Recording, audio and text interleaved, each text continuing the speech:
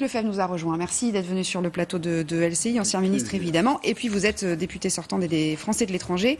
Le score du premier tour n'a pas été terrible pour vous puisque vous êtes quasiment à 13%. Et vous avez annoncé ce matin que vous quittiez les Républicains en parlant de menaces, y compris de Sarkozy lui-même. Qu'est-ce qui s'est passé ? Non, mais là, c'est normal, vous voyez les titres. Oui, je l'ai lu, hein.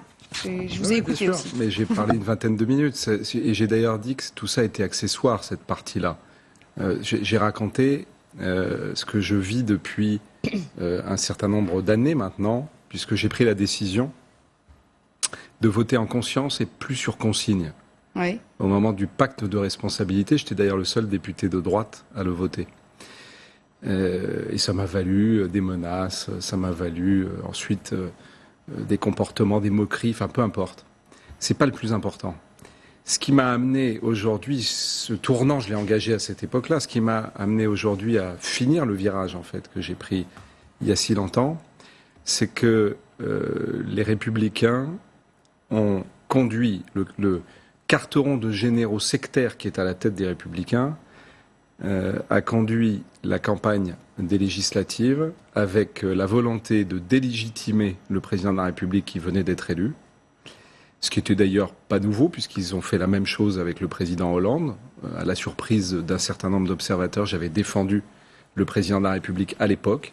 Je pense que c'est une attitude anti-républicaine de faire ça. Et par ailleurs, je partage avec Emmanuel Macron depuis très longtemps. J'ai voté la loi Macron. Je suis le seul en réalité à l'avoir voté puisqu'il y a eu un 49.3 et moi j'étais dans l'hémicycle et j'ai voté article par article.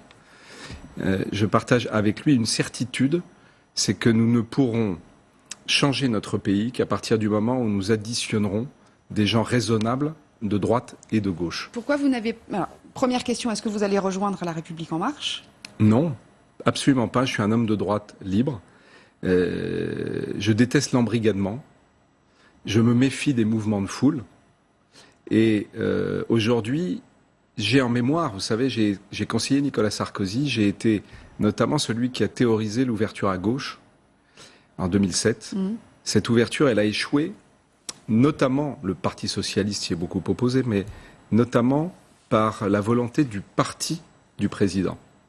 Et c'est l'UMP à l'époque, vous vous en souvenez peut-être, son secrétaire général qui avait dit qu'il faut déjà faire l'ouverture aux sarkozystes, qui avait finalement plombé cette démarche que je défends. Et là, aujourd'hui, je crains, et je souhaite me tromper, mais quand j'ai vu la gestion, par exemple, par En Marche, de Manuel Valls ou des accords avec François Bayrou, je crains que la logique binaire des partis politiques, même avec le président Macron, se heurte à la logique multipolaire des gouvernants. Et donc, je veux participer, moi, à faire renaître dans notre pays une droite humaniste et ouverte qui soit en mesure de participer à ce que propose le président de la République, c'est-à-dire une addition, au lieu de continuer avec les oppositions stériles et la division. Sur la ligne Juppé que vous aviez soutenue d'ailleurs pour la primaire, qui lui soutient par exemple Aurore Berger pour les législatives. Est une jeune femme que je connais bien, qui a d'énormes qualités, et qui en plus est opposée à Jean-Frédéric Poisson, qui est l'un des membres des Républicains, qui, on l'a vu d'ailleurs au moment des primaires, défend un accord avec le Front National, de la même façon qu'aujourd'hui on a à la tête des Républicains Laurent Wauquiez, qui est dans un discours extrémiste.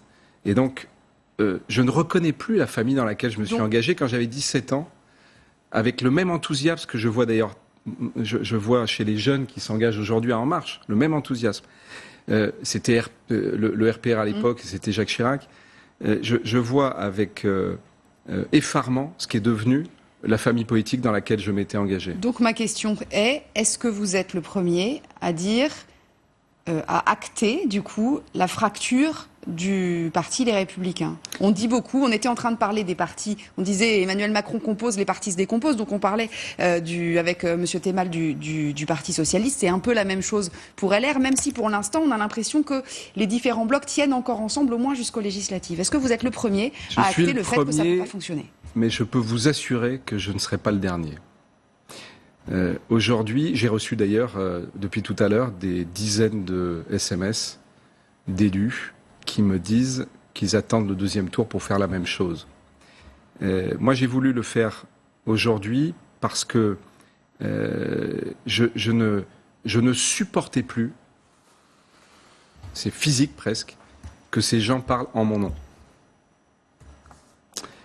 Quand vous savez, une campagne, vous êtes au contact des Français, j'ai vu des milliers de Français.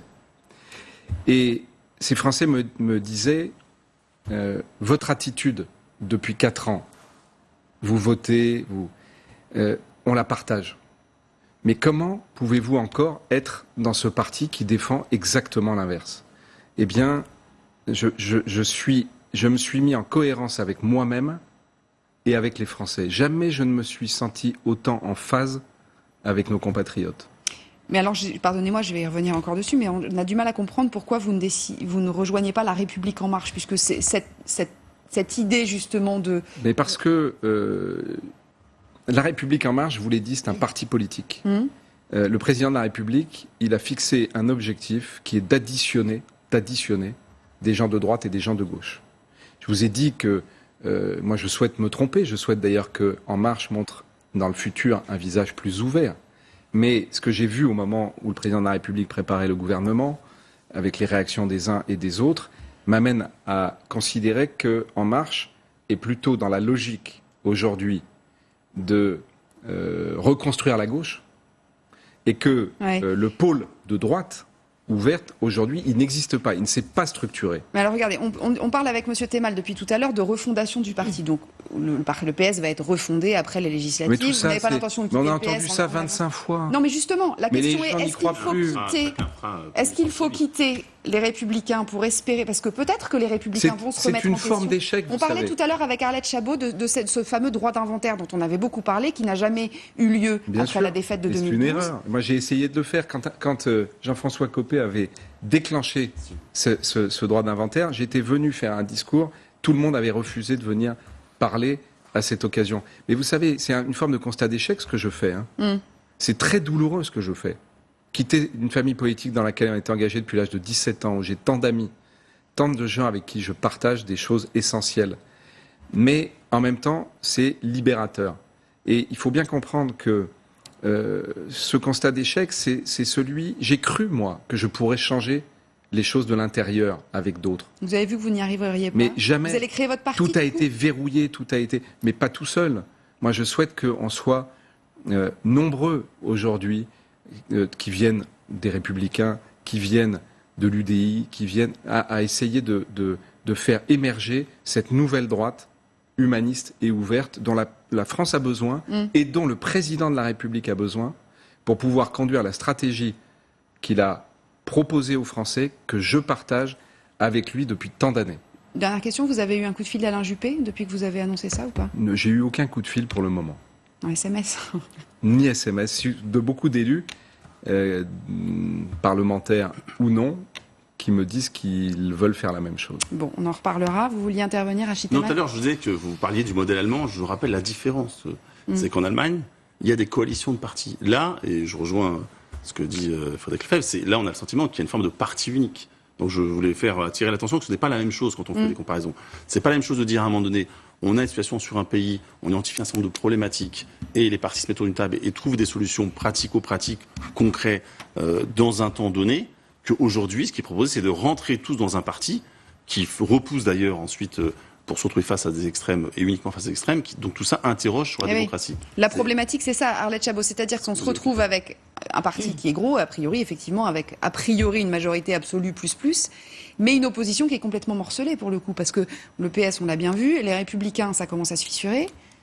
Oui, il y a quelques semaines, pendant la campagne présidentielle, on disait, oh là là, avec Emmanuel Macron, derrière l'Assemblée, ça va être la 4e République, ça va être des morceaux, des petits bouts, des petits groupes, les uns et les autres, il va falloir faire une tambouille pour obtenir de majorité. Maintenant, on est dans la question opposée, c'est-à-dire de se dire, oh là là, mais s'il a 400 députés, c'est terrible, il n'y aura pas d'opposition. Et il est vrai que effectivement, il y aura un parti socialiste, on ignore combien de députés, la défaite historique de 1993, j'ose même pas dire combien de députés il y avait à l'époque, c'était 57. On avait dit c'est un cauchemar, on peut pas faire moins, il y en aura entre 15 et moins. 57 là dans les dernières élections. Donc on est en dessous, bien en dessous. Bon voilà, donc du côté des Républicains, il y aura aussi sans doute un nombre de députés, on va dire, en gros divisé par 2.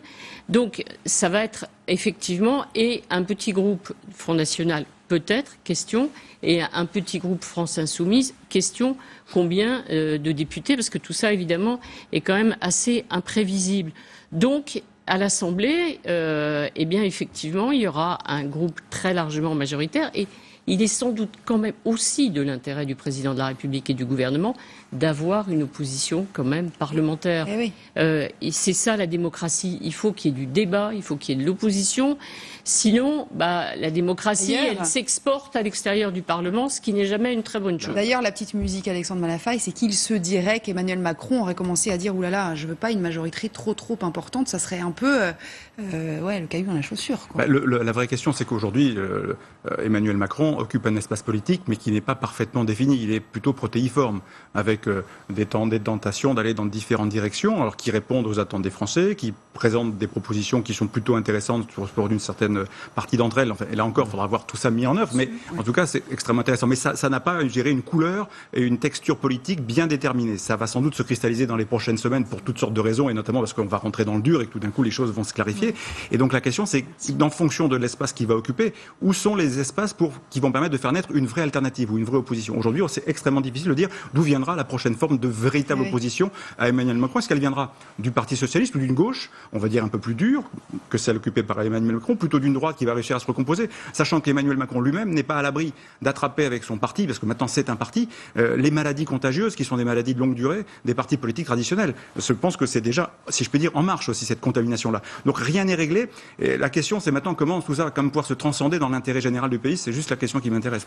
On a posé la question aux Français sur la plateforme Gov, qui une fois de plus, je vous le rappelle, n'a pas valeur de sondage, mais en tout cas qui donne une bonne photographie. Allons-nous vers un parti unique en France avec la victoire écrasante à venir de La République En Marche? C'est assez partagé, ceci dit, 52-48. Ce qui est étonnant, Arlette Chabot, c'est qu'on a posé la question également des forces d'opposition. Les deux vraies forces d'opposition à La République En Marche seront-elles le FN et France Insoumise? C'est oui à 53%, alors qu'on parle de petits groupes finalement. Donc on est quand même sur des rapports de force, c'est compliqué. Parce que les oppositions sont plus radicales. Il y a un problème de visibilité, de compréhension par les Français de la situation d'aujourd'hui. Ils ont bien compris que le PS va très très mal, qu'il est divisé entre ceux qui sont aussi dans une opposition constructive et ceux qui annoncent déjà une opposition beaucoup plus forte. On voit bien que, alors là, chez les Républicains, là c'est encore beaucoup plus confus et beaucoup plus difficile à suivre. Il y a ceux qui sont déjà entrés au gouvernement, il y a ceux qui aussi sont prêts à une opposition très constructive et qui d'ailleurs n'ont pas de candidat d'En Marche face à eux pour la compétition de dimanche.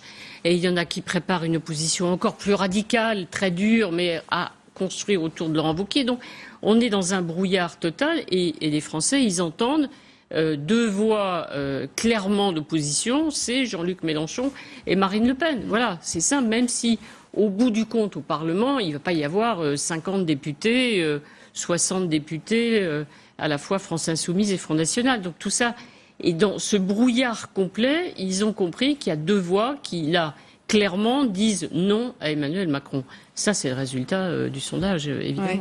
Frédéric Lefebvre, je demandais tout à l'heure à Rachid Temal si Emmanuel Macron avait une responsabilité dans la mort du PS. Alors on a balayé la responsabilité de Jean-Christophe Cambadélis, de Benoît Hamon, de François Hollande, etc., de Jean-Luc Mélenchon.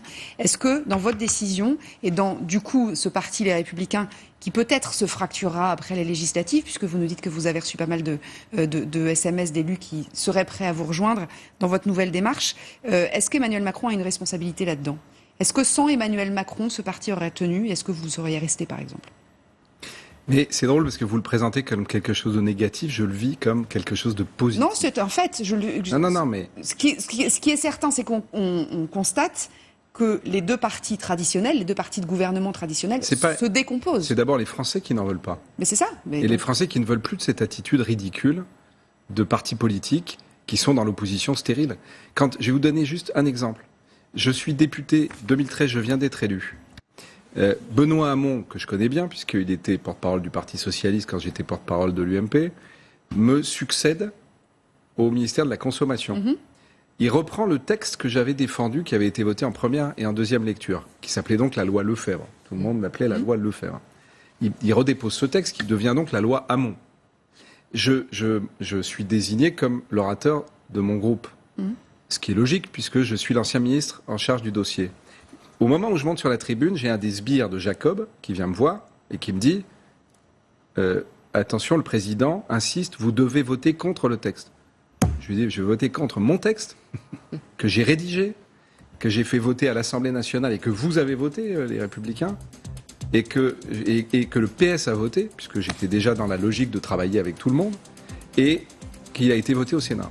Et c'est le premier C'est ça dont les point. Français ont assez, c'est ça que Mais vous bien, dites. mais c'est stupide. Vous êtes d'accord, Rachid Temal? C'est Vous comprenez stupide. la démarche de Stupide. Frédéric Lefebvre pour terminer? On a Par rapport à ça, terminé mais moi je l'émission. pense encore une fois qu'il faut être aujourd'hui dans la capacité de voter quand ça va dans le bon sens et de s'opposer quand ça va pas. Sur la loi travail, nous ne sommes pas d'accord avec la philosophie, nous voterons contre. Quand Sarkozy était président, le PS s'est opposé sur tout.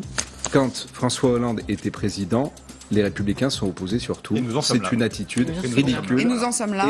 Et c'est la raison pour politique laquelle est en train d'être aujourd'hui, refondée. je crois qu'il terminé. faut donner une chance de réussite à Emmanuel Macron parce que c'est la France qui est en jeu.